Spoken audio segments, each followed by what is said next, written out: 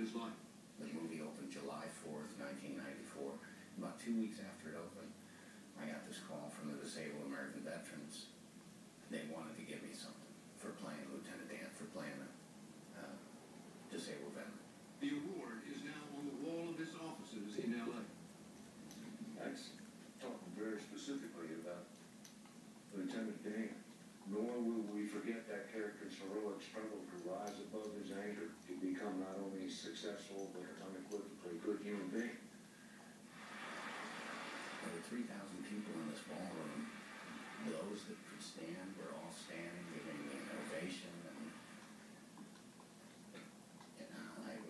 and I was so moved by it and really caught off guard by the emotion. What do you think it was that so moved you? Is it real amputees applauding a pretend amputee? I'm an actor. I'm not I play parts, you know. These people lived the part that I played and were wounded and severely wounded, some of them, and they were applauding me for playing a part. As of May 1st, there were 1,459 amputees from the wars in Iraq and Afghanistan. 439 of them lost more than one limb.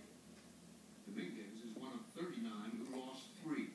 And I basically thought it was worthless until one of the quad amputees that was there.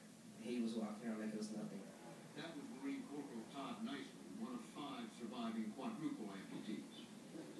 I have a feeling 10 years down the road, I'm not even going to remember what it was like to have arm and legs. He and his wife Crystal are about to move into a new house being built just for them in Lake of the Ozarks, Missouri.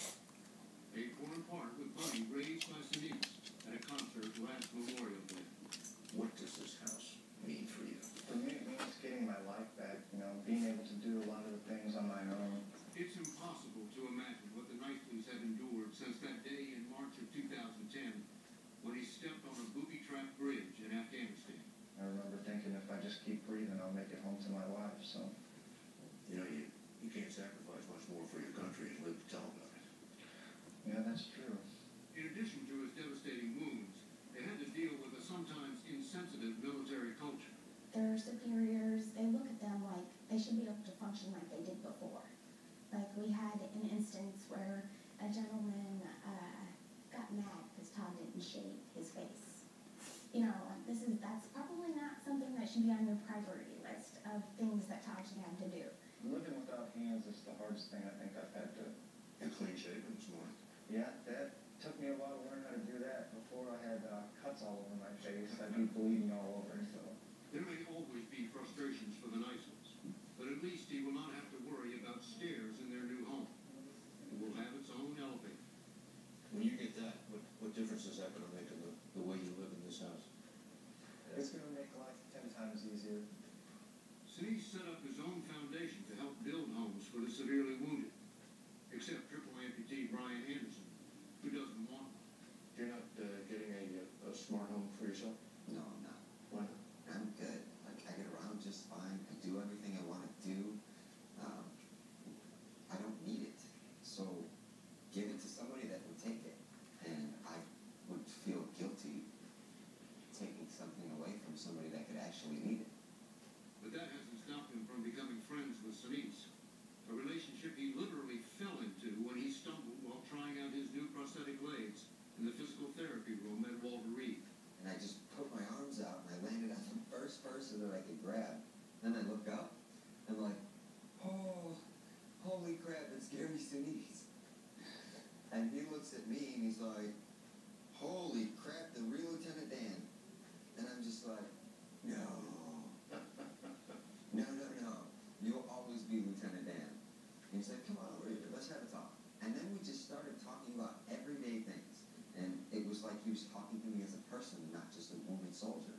And Anderson is definitely a person. And one of the writers on CSI New York was inspired to turn him into a character, a very unlikely murder suspect. Who I think?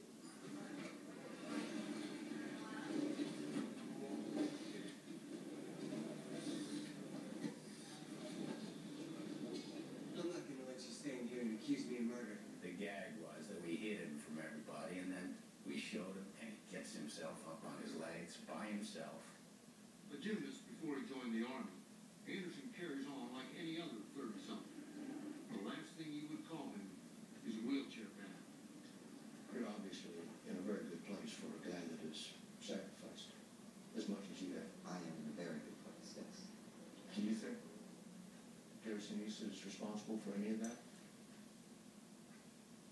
Gary's responsible for the beginning. I've done a lot on my own for myself. Gary was the one to show me that I can do everything, that it is possible. He really showed me that I can still do anything. It doesn't matter that I'm in a chair. If this guy can see that, why can't I?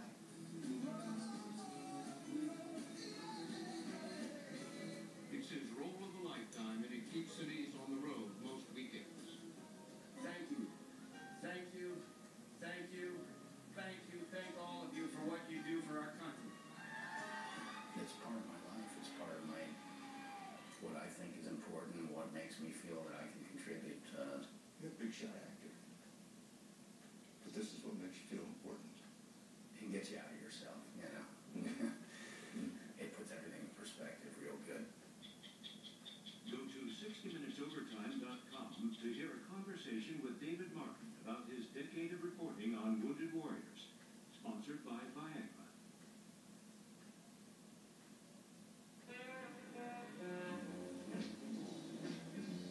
You're at the age where you don't get thrown by curveballs. This is the age of knowing how to get things done. So why let erectile dysfunction get in your way? Talk to your doctor about Viagra. 20 million men already have. Ask your doctor if your heart is healthy enough for sex. Do not take Viagra if you take nitrates for chest pain. It may cause an unsafe drop in blood pressure. Side effects include headache, flushing, upset stomach, and abnormal vision. To avoid long-term injury, seek immediate medical help for an erection lasting more than 4 hours. Stop taking Viagra and call your doctor right away if you experience a sudden decrease or loss in vision or hearing. This is the age of taking action. Viagra. Talk to your doctor. So, tell me again what happened? I was downstairs making coffee and we heard it. Just came crashing through the roof out of nowhere. What is it? It's alright. Any idea what could have caused this? Maybe. I just sort of threw a little money here, a little money there, and I blew it up on something my dentist told me was hot. Yeah. I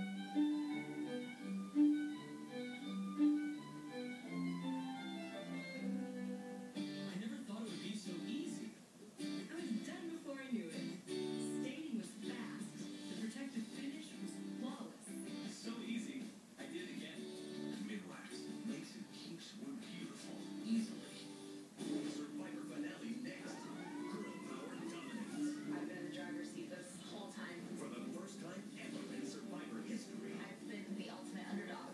an all-female Final Five will face 3 tribal councils If I'm the chopping block, in 2 incredible hours $5 million is going to be on my mind the whole time. to be the ultimate survivor. I think I'm sitting in a perfect spot. Don't miss the season finale and live reunion show, CBS Next. Before this day is over, 7 bank robberies in 7 months. One of these profilers will be gone. Criminal Minds season finale Wednesday. I'm Scott Pelley. We'll be back next week with another edition of 60 Minutes, and I'll see you tomorrow on the CBS